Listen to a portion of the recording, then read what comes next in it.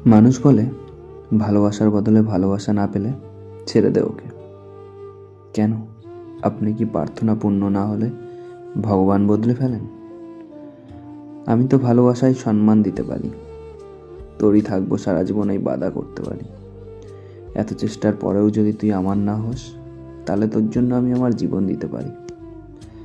এখনকার সময় মানুষ মানুষের রূপে প্রেমে পড়ে, আর আমি তো তোমার গলার আওয়াজেরই প্রেমে পড়ি। লোক আমার কাছে আমার খুশির কারণ জিজ্ঞাসা করবে, আর আমি ওদেরকে তোমার আমার একসাথে থাকার গল্প শোনাবো। একটা কথা সবসময় মনে রেখো, আমি তোমাকে এতটা ভালোবেসেছি যতটা ভালোবাসা পাওয়ার জন্য মানুষ মন্দিরে গিয়ে মসজিদে গিয়ে হাত জোর করে প্রার্থনা করে। এই পৃথিবীর মানুষগুলো কি আজব! কেউ ভালোবাসা না পেয়ে কাঁদে, আর কেউ ভালোবাসা পেয়ে হারায়। যাকে আমার জীবন মনে করি, সম্মান করি, তাকে বদনাম কি করে করি? আর ওর ইচ্ছা, ও যাকে খুশি ভালোবাসুক, এই সামান্য ব্যাপারে ওর লোকসান কি করে করি?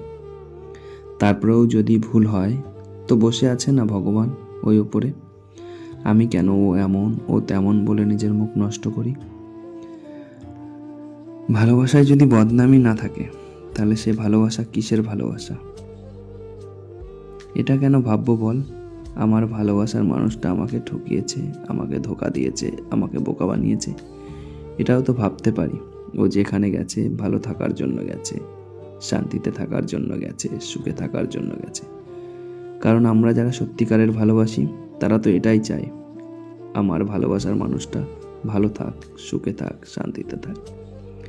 সেটা আমার কাছে থাক বা অন্য কারো কাছে, আমি তো আর স্বার্থপর নয়, তাই না বল?